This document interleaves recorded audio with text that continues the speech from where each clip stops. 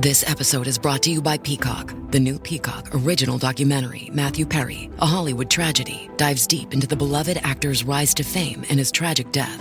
5 people, including Perry's personal assistant, 2 medical doctors, and an alleged Hollywood drug dealer known as the Ketamine Queen, were charged with conspiracy to illegally provide Perry with the ketamine.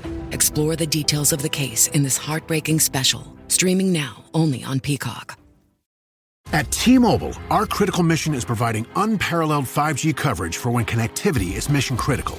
Introducing T-Priority, America's best 5G network experience for first responders, even in times of congestion. More capacity, faster speeds, better coverage. T-Priority from T-Mobile, built for tomorrow's emergencies, ready today. Discover more at t-priority.com. For qualifying organizations on eligible rate plans, coverage not available in some areas and may be impacted by emergencies. And I feel safe having anger towards him because he's on the other side. So in my belief system, he gets it. Like, I suppress my anger with my mom because she can't hold space for it. But him being on the other side, I don't have to worry about his human reaction. So when I'm mad, I'm like, fuck you. I just really give it to him. Imagine spitting into a tube, sending off your DNA, and unknowingly turning your life upside down. For me and thousands of others, this is our reality. I'm your host, Alexis Auerselt. In July of 2021, I discovered that I am an NPE, someone who has experienced a non-paternal event. In other words, my biological father isn't who I thought he was. This podcast shares the journeys of people who were shocked by a DNA discovery, mostly through modern DNA testing. We're telling the stories of NPEs, adoptees, and donor-conceived people and their families. This is DNA Surprises. Before we begin this episode, please note that there are references to suicide in this story.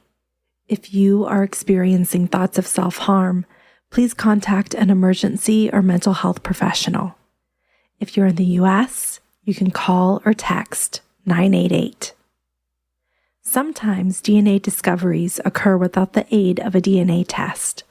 In this week's episode, Jen shares how her mother revealed the truth about her paternity after a near-death experience. After locating her newfound family, she confirmed her biological father's identity through DNA testing. Jen shares a story of generational trauma, estrangement, and hope for the future. She talks about how she finds connection to her family in this world and beyond, and why accountability is so important for our parents. Thank you for sharing your story, Jen. My name is Jen. I'm 48, and I currently live in Tennessee. My DNA surprise story is a little different, I think, than some of the other podcast guests, because I didn't actually find out through DNA, but I did confirm through DNA. My story really starts in 4th grade. When I was in 4th grade, I came home from school on September 9th, 1982. I came home from school, turned around the corner, because back then we all walked to school. Mm-hmm. So I walked to school with my little gang of neighborhood friends. Coming home from school, I turn around the corner and I see an ambulance at my house. So I run home and I run inside. And my older sister, who was 15 at the time, was standing at the top of the stairs, telling me, don't come up here, don't come up here, don't come up here. Obviously, I did not listen to her, because why would you listen to your 15-year-old sister? Ran to the top of my stairs and saw paramedics in my mother's bedroom. And what I know now that I didn't understand then is that she was having her stomach pumped because she took a massive amount of pills in a suicide attempt. So I came home from school to find that my mother had attempted suicide, not understanding at that time what was really going on. But my mother was taken away in an ambulance and was gone for a month. And back then, in 1982, yes, families were just a lot less managed by government and community agencies, because me and my 4 siblings literally just were home alone for a month while my mom was inpatient in a psychiatric ward. There's kind of 2 stories to my life, now 3. There was my life before that day, There was my life after that day, and now there's my life after my NPE story. Yeah, so you were under the care of your 15-year-old sister, basically, during that whole time. Yeah. Okay, wow. Yeah, my 15-year-old sister took care of the family while my mom was hospitalized. So I have 3 older siblings who are 8 years, 7 years, and 6 years older than me. So my mom at the age of 17 has 3 babies right in a row, boom, boom, boom, with my birth certificate father. Then 6 years later, I come along. And then 4 years after me, my little brother comes along. Turns out my little brother is also an NPE. We're from the same father. Okay. So my biological dad and my mother were both married, lived in the same town, and had this really long-standing affair. I found this out in January of 2020. I was, at that time, just coming off of doing van life for a year. So in 2017, I filed for divorce. My divorce is finalized in 2018, and I have this kind of massive midlife crisis. I quit my job. I give away everything I own. I divorced my husband. I took sabbatical, and I gave up my apartment, and I literally packed everything I owned into my Jeep, and I just spent a year driving around the country, hiking and sleeping in state parks and just embracing freedom, I guess is what I was doing. How was that?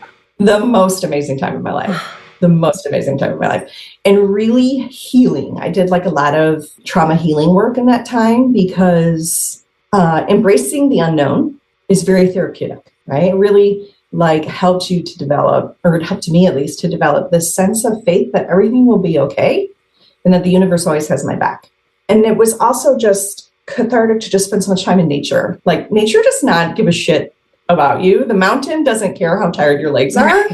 If you want to get over the mountain, you have to keep going. And so spending a lot of time in nature really helped me work out some of my shit. Mm-hmm. And so that period of my life was coming to an end. And I was, feeling really refreshed and renewed, that I had sorted myself out in this year. And I was dating a new guy, and he and I were trying to decide, what's next? Where are we going to plant roots? Where are we going to settle down? We both have adult children. So his kids are on the East Coast. My kids were on the West Coast in California. So we kind of took to separate corners. We each wanted to go be with our children and do some accountability work, spend some time sitting with our kids, apologizing for some of the mistakes we had made in our parenting, really trying to be in the healing space with our kids. And so it's during that time that my guy and I are on separate coasts that I get a call from one of my sisters to tell me that my mother is in the hospital. My mother was found by her after, I think it was 5 days of my little brother, who's her caretaker, not being able to reach her.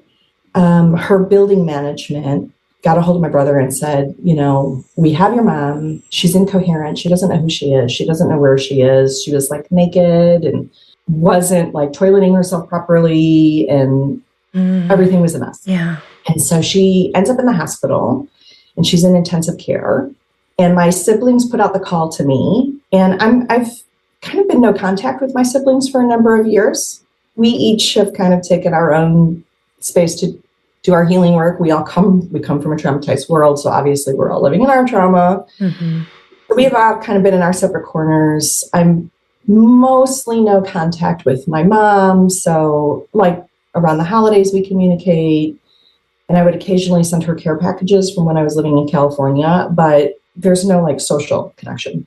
The 5 of us siblings, we kind of all go home to Illinois. So I grew up in Illinois. My mother is in the Chicagoland area. My little brother is in the Chicagoland area. We all go home thinking our mom is going to die, and we're going to kind of say our final goodbyes.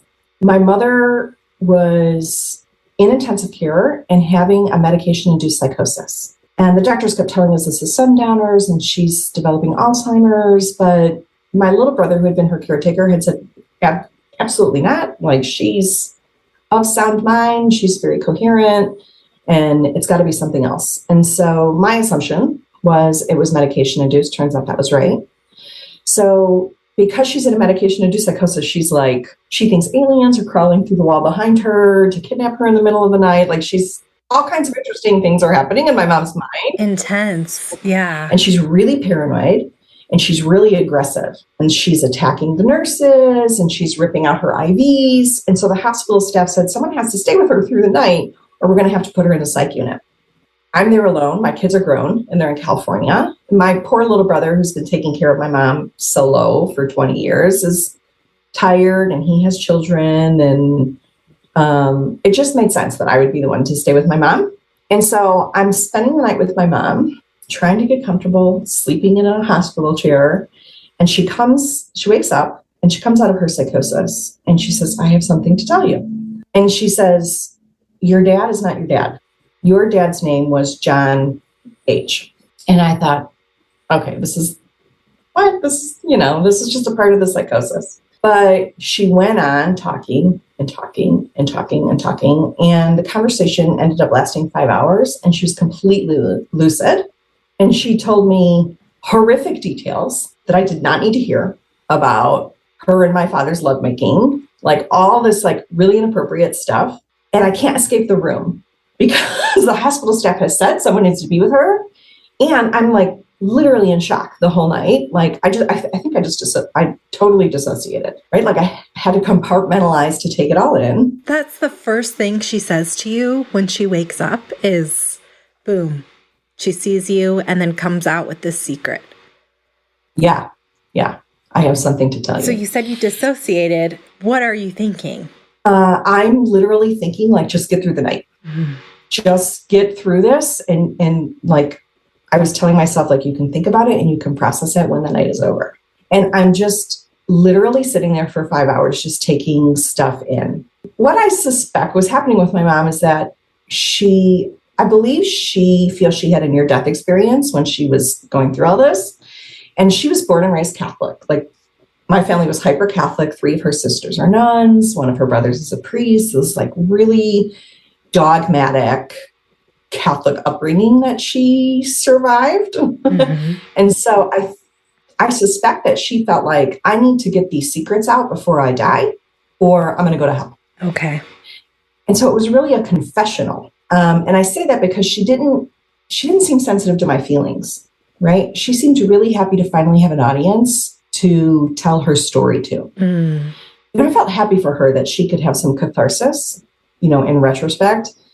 But in that moment, I was just in shock. And then later, I was just angry, right? That it was all about her. And she didn't seem to have any clue as to the fact that she literally just like picked my life up and shook it. Mm-hmm. And now I have to deal with all of these like pieces that have just kind of been thrown up into the air. Did she apologize or anything like that during the conversation? She did apologize, but with a caveat.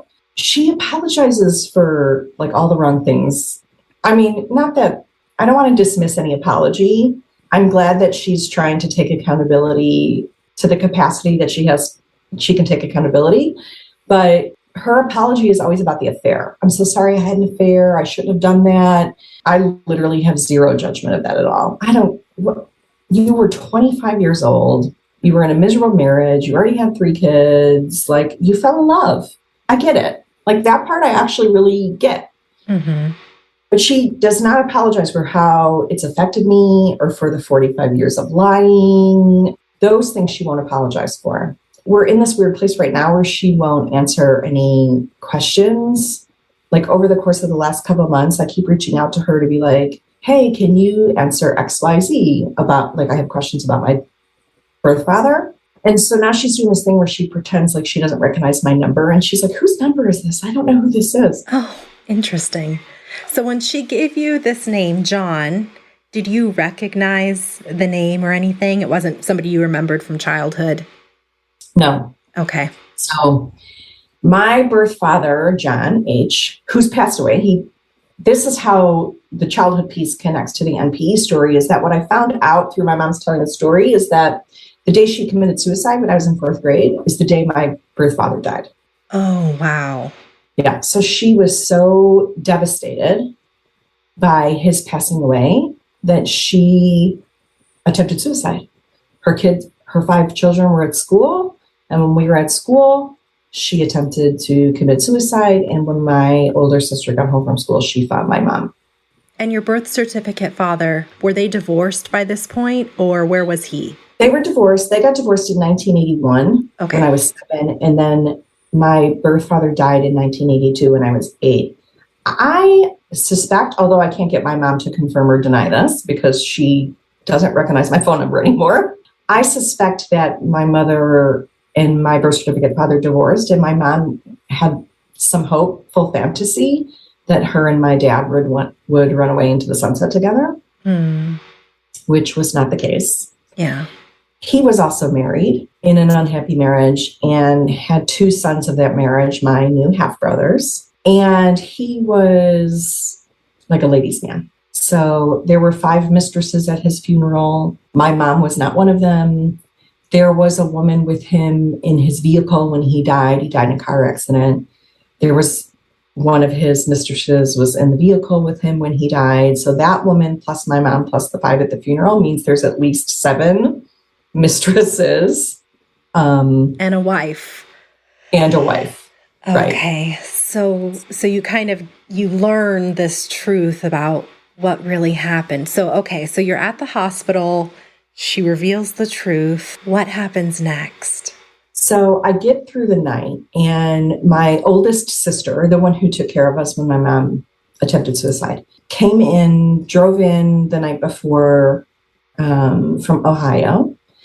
And she was kind of coming in the morning to relieve me. She was going to go on shift. I was going off shift. She was coming on shift. So I walk out into the hallway. I see my sister.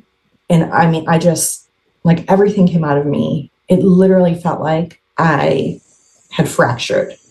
I just felt like I broke into a million pieces. Like whatever glue was holding me together, like just melted completely out of my cellular structure. And I was so dissociated. I don't even know that I felt human. Like I just felt like a shell or a ghost or however you want to describe it. I just felt like everything in my life is a lie.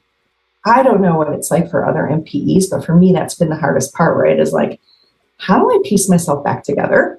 Like I felt like all the trauma that I had and that I had spent so much energy working through to try and be a better human being, despite my life circumstances, it just felt like all of it got reopened, right? Like I had done so much work to heal the father wound, and then boom, great. Now there's another dad who didn't want me, who abandoned me. And I was just like, I was a little pissed at the universe. I don't know what what your spiritual beliefs are, what you call higher power, or even if you believe in one, but I say universe too. Yeah. Perfect.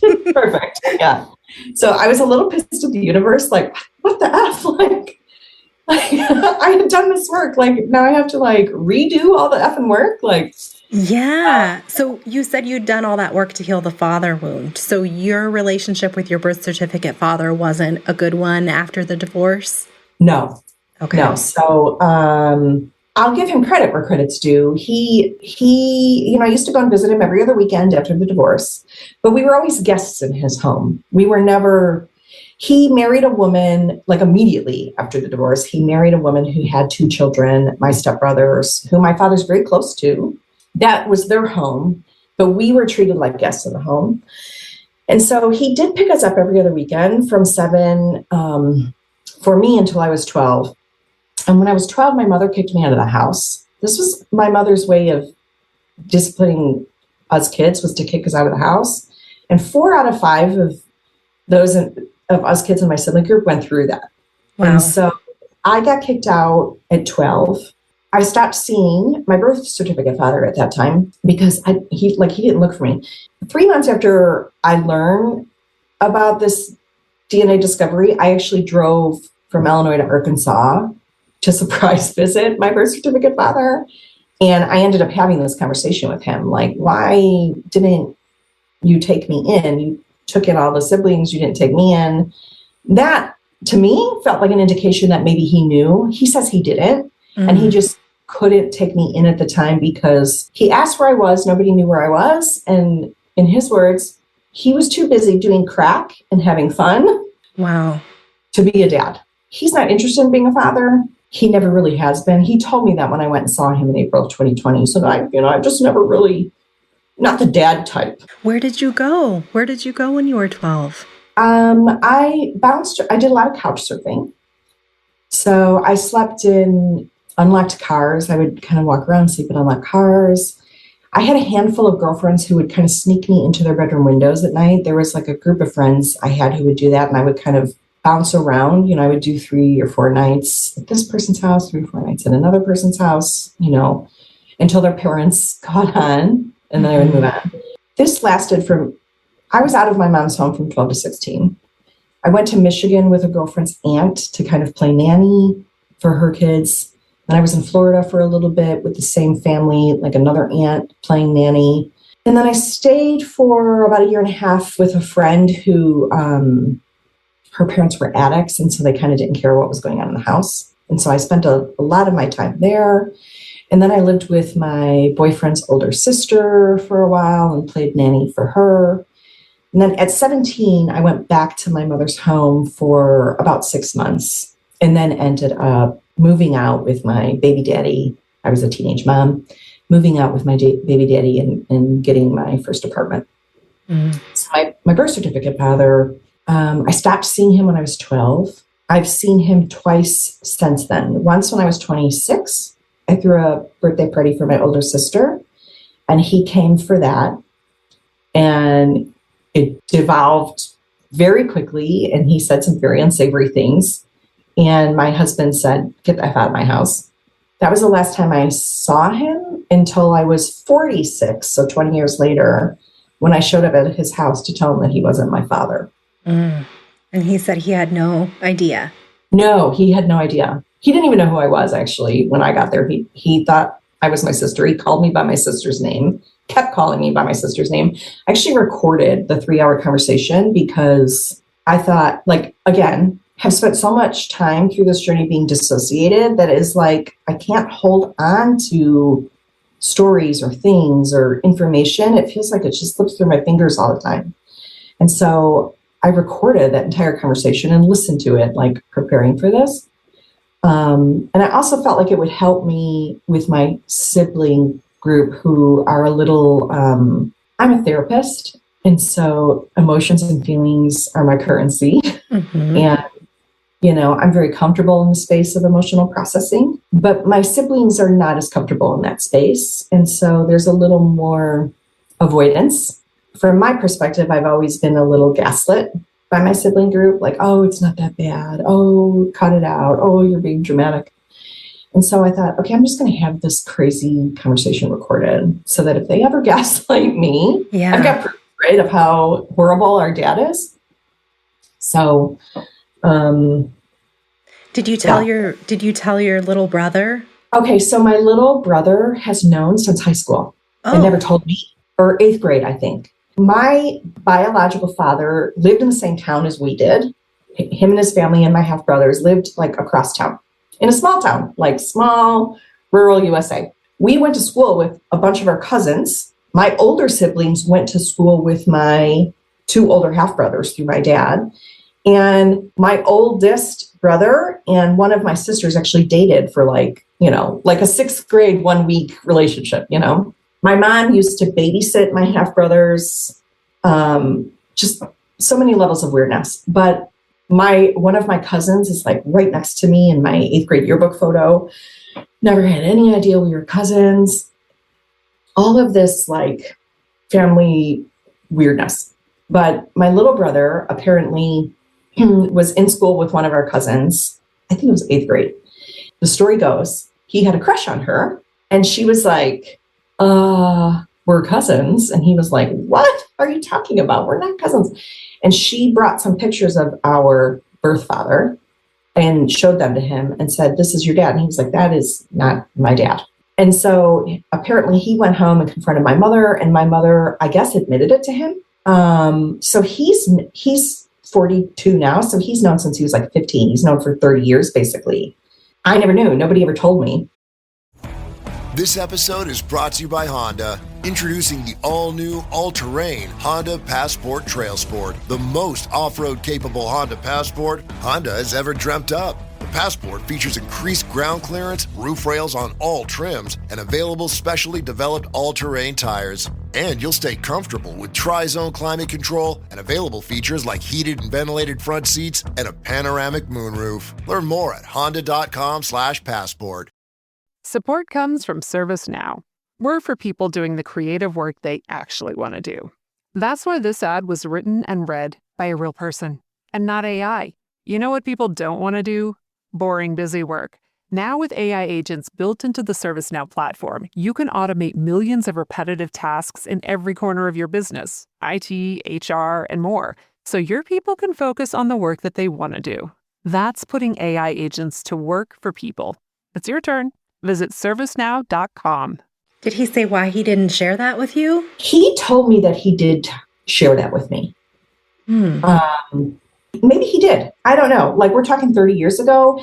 Maybe it was something he said and I just gaslit him and was like, oh God, whatever, and I never locked it in. And you had such a traumatic childhood and adolescence. Right.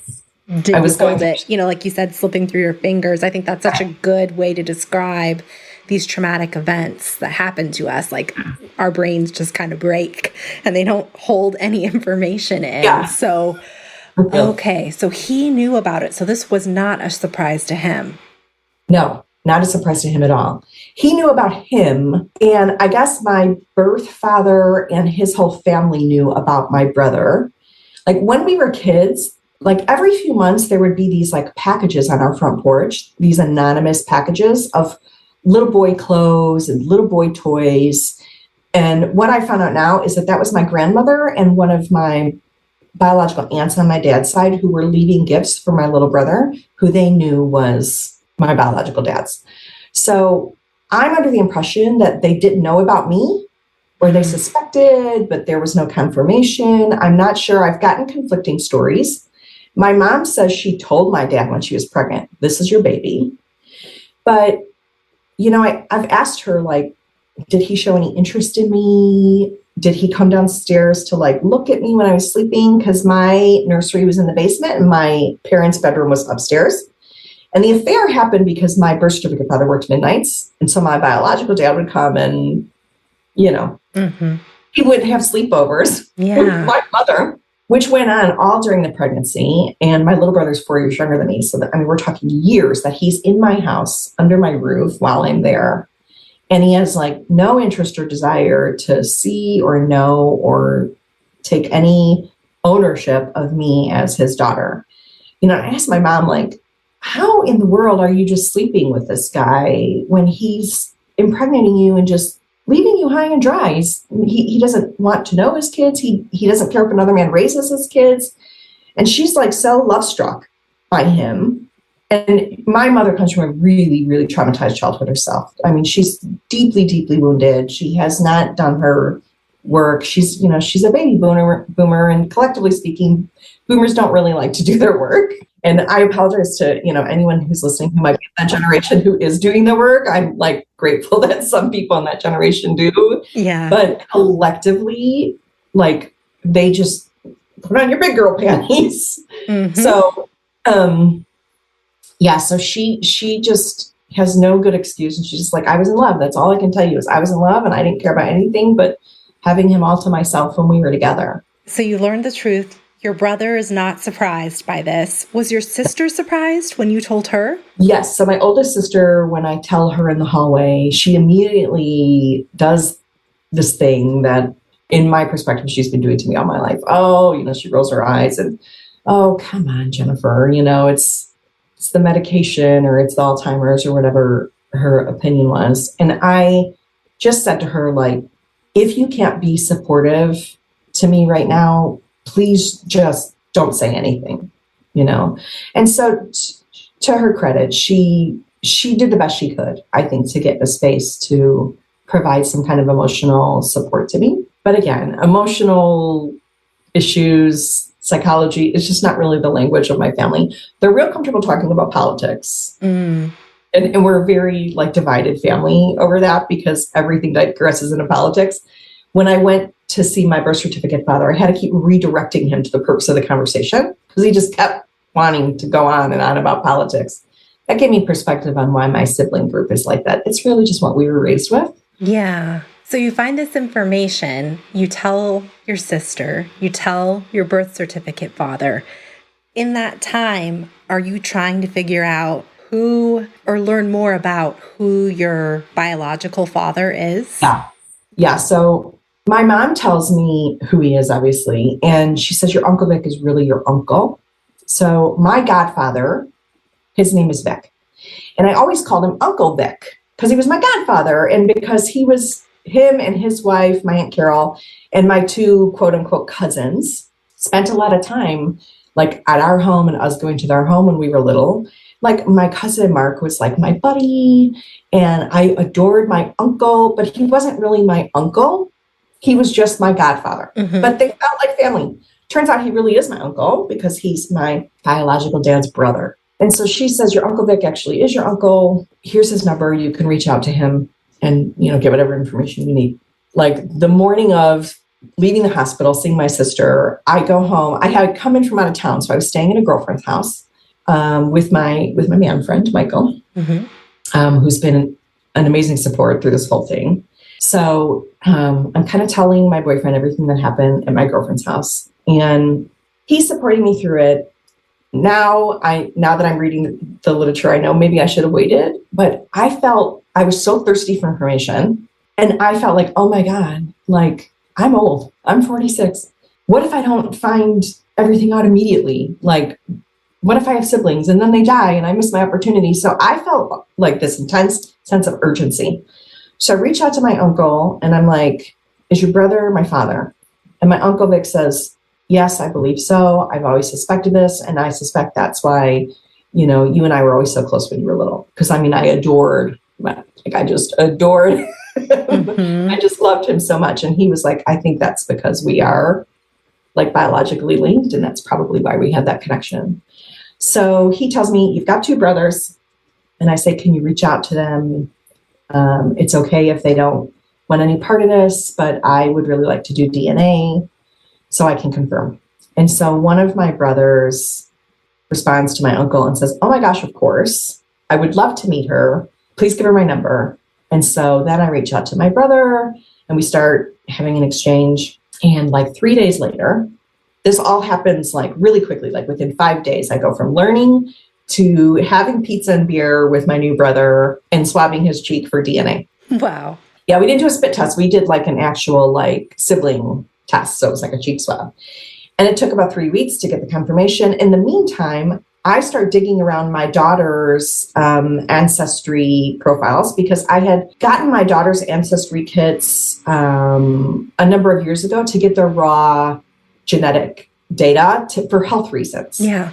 And I never really looked at I just didn't look at the family stuff. It never occurred to me. I wanted the health data. And I started seeing in their profiles, like, there's the girl who made the disclosure to my little brother. I'm like, oh, I know that name. It's a unique name. And it's becoming clear to me that this is real. And so 3 weeks later, we got the confirmation. My brother and I are 99.98% half siblings. What was it like to meet him in that capacity, to meet him as your brother? It was amazing because for me, a huge part of my trauma story is the story of my sibling group and not being connected to my sibling group. That's a big, I think this is another piece of trauma that doesn't get spoken about very much in the healing world. We all talk about our mother wound, our father wound, but we don't talk about what it's like to feel disconnected from your siblings. And that is a great sadness for me to have such horrendous disconnection from my siblings. I get it. We're all traumatized. And so we all cope the best way we can. And we've hurt each other in that process. But it's a big hole in my heart to have a disconnected sibling group. So to sit across from my brother, and he was just pure joy. Like he was warm and open and welcoming and like, I'm so excited. I've always wanted a sister. I mean, and there was genetic mirroring, that process of looking at him and being like, oh my gosh, there's my nose. Yeah. There's my chin. And this is why I look different from my other siblings. Like I've always felt that sense of my 3 older siblings they're just bonded. I mean, they were all like boom, boom, boom. Mm-hmm. So they really grew up together and they were all really bonded. And I always just felt kind of on the outskirts of that. And then my little brother is so much younger. And then I was kind of kicked out of the home so young. And so I have a huge heart for my little brother, but he probably doesn't recognize that or would tell you that I'm lying because we've been so disconnected. But I've always felt like this really special place in my heart for him. And I'm guessing now it's because he's the only person I'm like fully related to. Yeah. But my new older half brother has been amazing. My other half brother doesn't want anything to do with any of this. I met him once, him and his wife, and he seemed really open. He was like, literally went like this. It was like, my sister. And I was like, oh, this is so great. Yeah. But then after that, it was nothing. He doesn't respond when I reach out. And I tried reaching out to his children, and my niece responded, I don't want anything to do with this. Please don't contact me anymore. And so I'm going to respect that. She's an adult. I'm going to respect that. But it hurts. It hurts my heart because it makes me think like, what kind of trauma have they received that, you know, they don't even feel open to the possibility of like a new aunt who could come into their life and love them. It just really hurts my heart for them. But my other brother, G, we'll call him G, his name starts with a G. He's been wonderfully open and welcoming. And he has two really great kids who have also been very open, who are super sweet, and I adore them. They're grown too. My nephew just graduated high school and my niece is in college.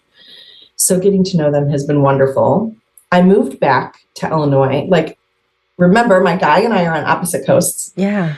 And we're like, where are we going to live? And so I decided to move back to Illinois for a year temporarily to help ensure that my mom get put in a decent, like we knew we had to put her in assisted living. And, you know, my little brother, who's been her caretaker, has a full plate.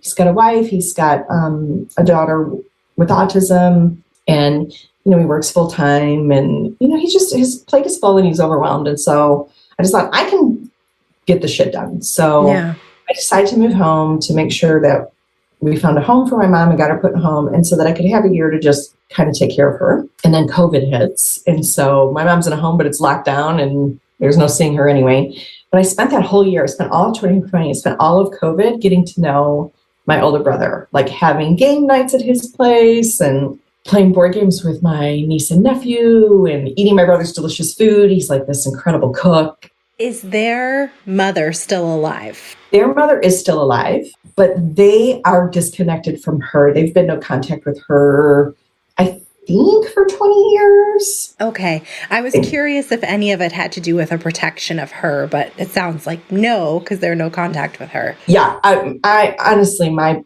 poor brother is like so traumatized by my dad and his mom that he's like, F them, F her, F all of them. My dad died, from what I understand, he died a millionaire. So I grew up really poor, like really working through poverty trauma is like a big part of the work that I've had to do.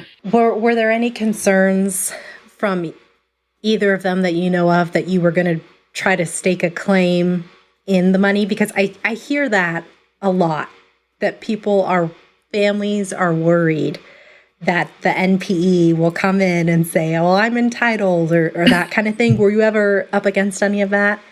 No. If any of them had that thought, they never told me. They don't have anything. Like my brother, the one I'm connected to, G, he's self-employed. They never got any of that money. Their mom kept it from them. And then as far as I know, squandered it away. I don't really know, but they don't have anything either. Like we're all just working class.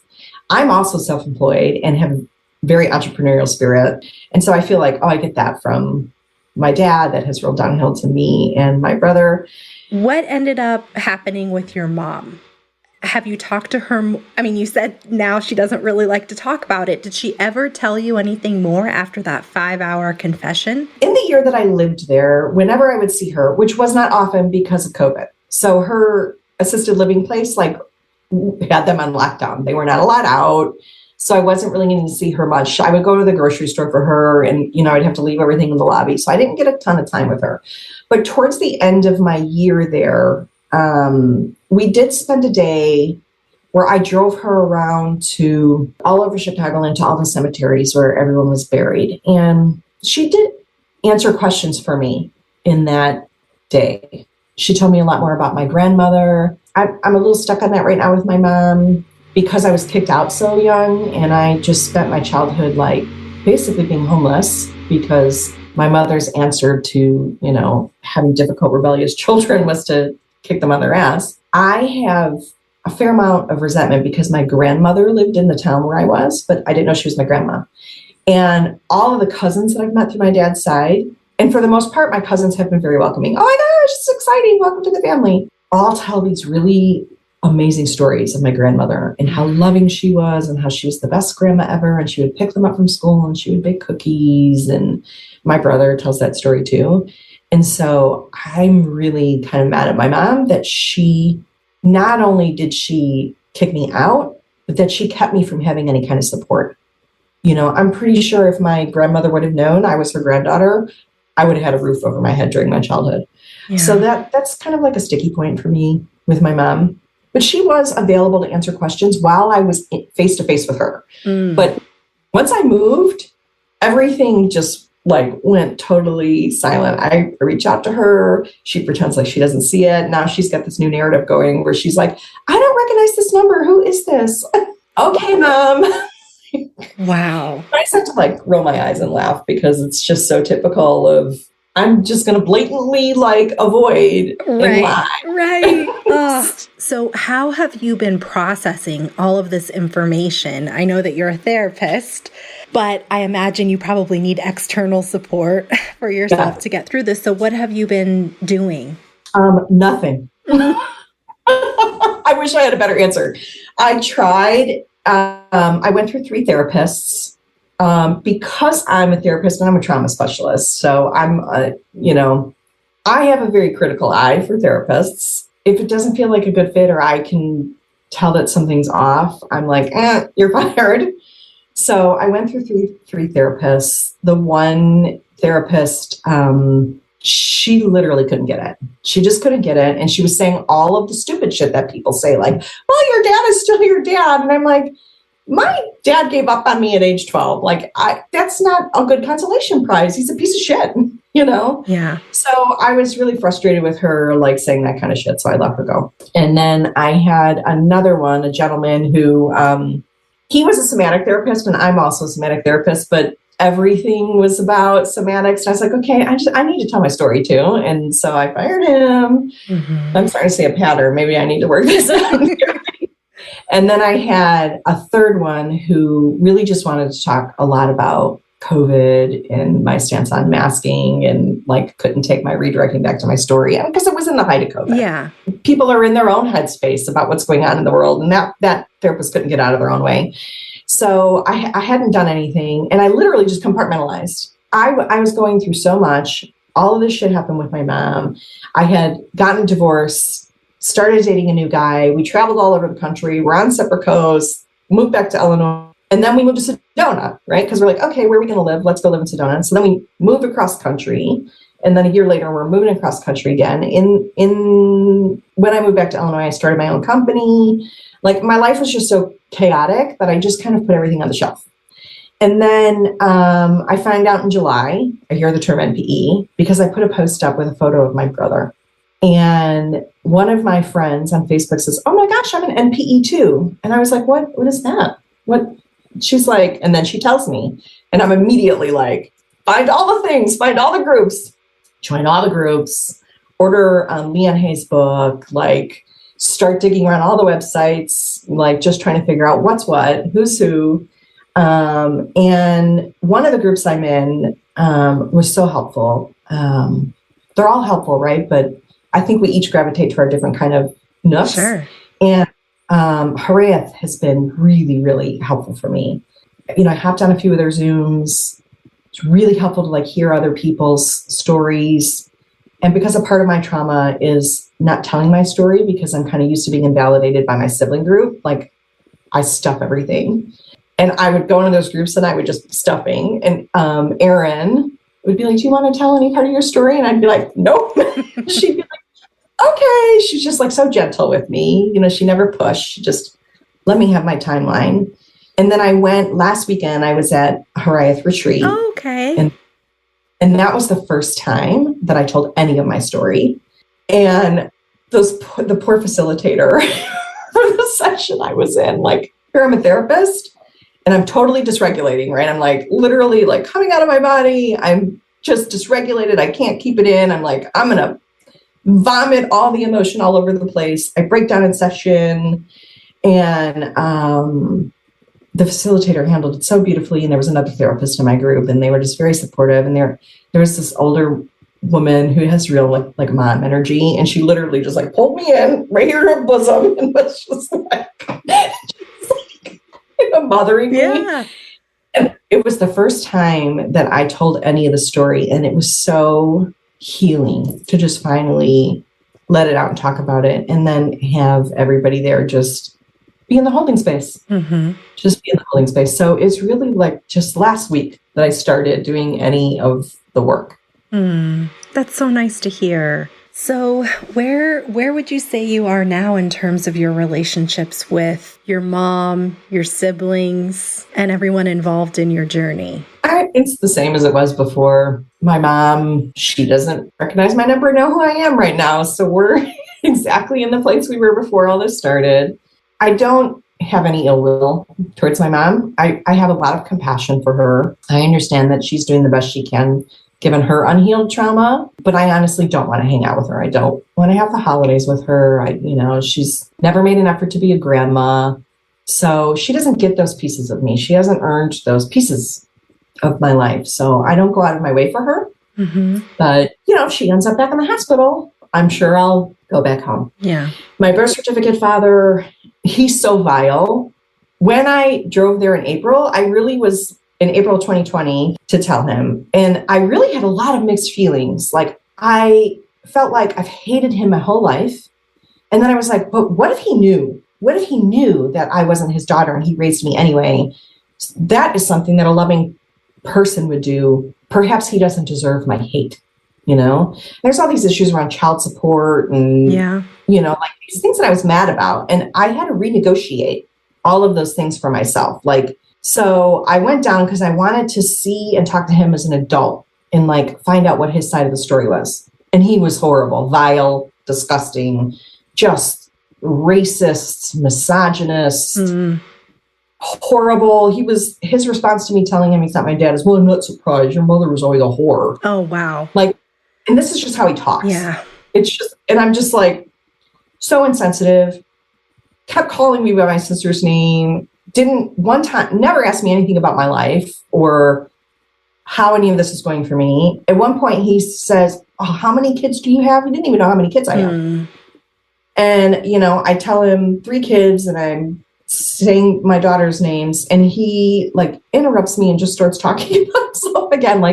The level of narcissism that he's operating with is just, that visit was confirmation for me that I don't need him in my life. And when I left, he didn't make any effort. He wasn't like, should we exchange numbers? It was nice to see you. He was just like, bye. Okay. And I sent him an email a week later and said, I know I came unannounced. You didn't need to let me in. I really appreciate you letting me in. Thank you so much for your time.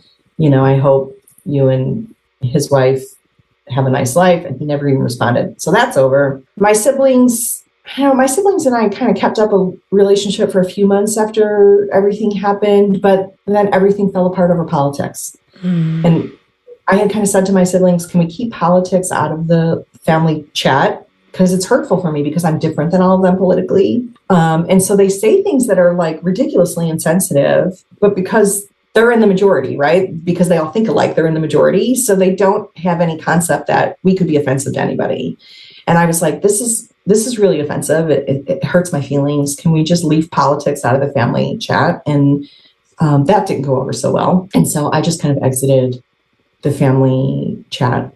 And this happens a lot in my family. People have wounded relationships over politics in my family. It's just a thing. What are your feelings about your biological father? I know that he died before you had a chance to get to know him, but based on what you've learned and the circumstances of how you were born and everything, where are you at with that? I have compassion for him too, but I have a lot of anger towards him.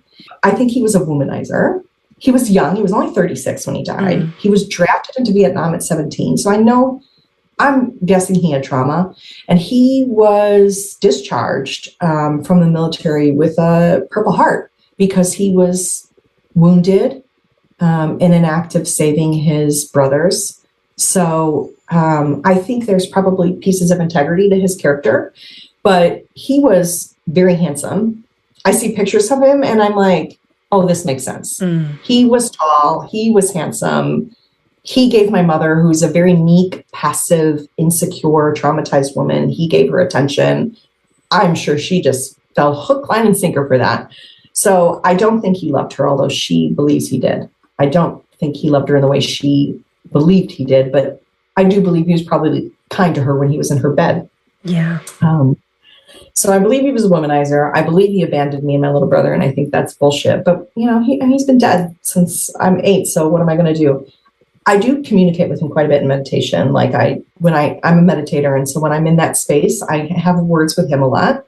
His energy, I feel like, has shifted since all this happened. I used to be angry, and I like to see mediums.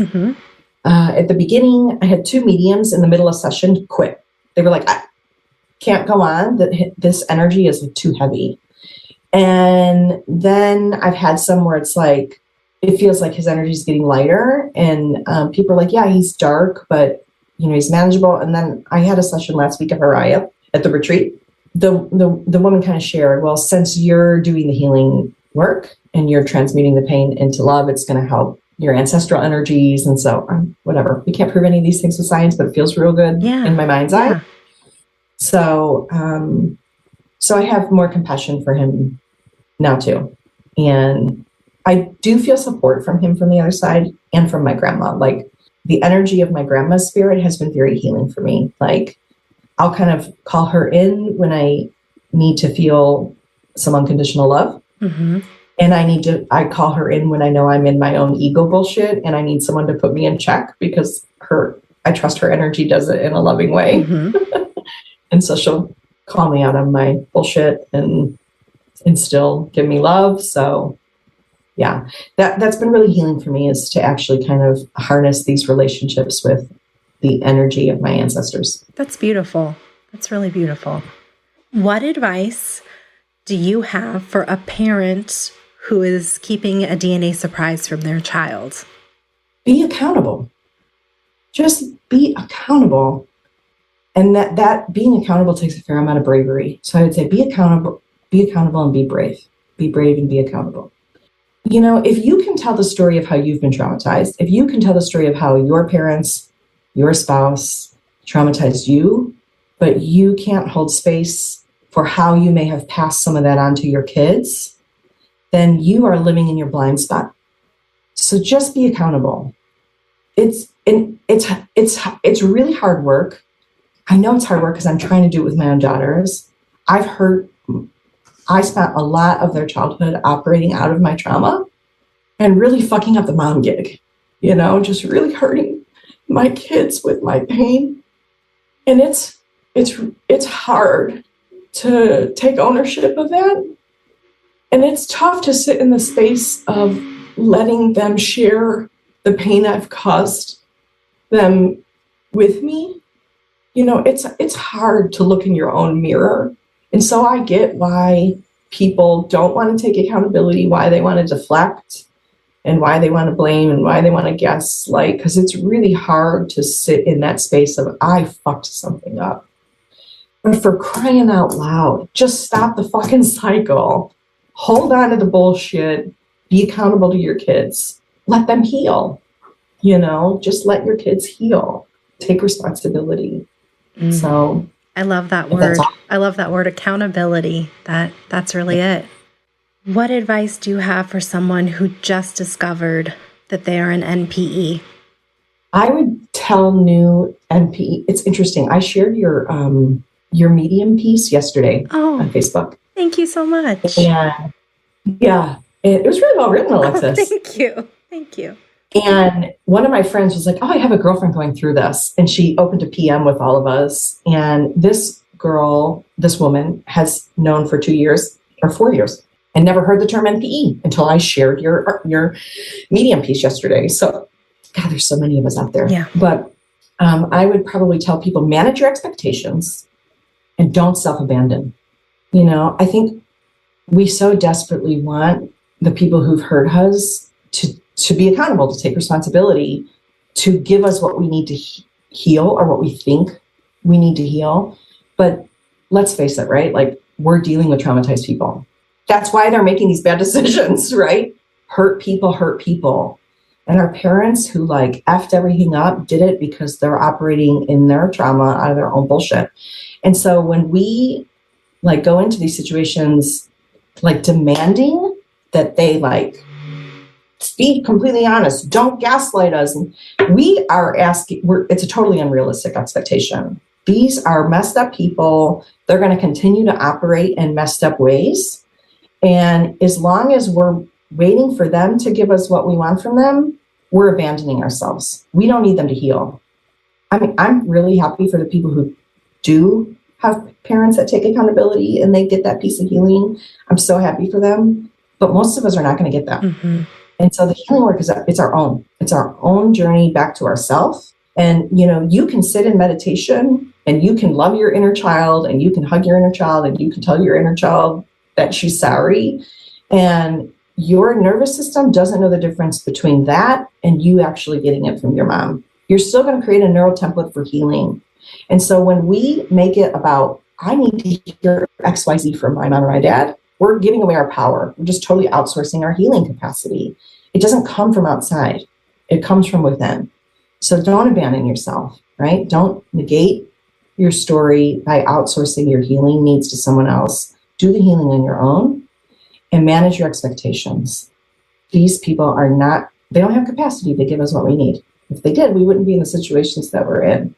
So, be realistic about what you're dealing with. You're dealing with messed up people. I love that. That was such good advice. It's almost like you're a therapist. Almost. Jennifer, thank you so much for coming on the podcast and sharing your story. It's so interesting how much overlap there is between all of our stories, and yet each journey is so unique.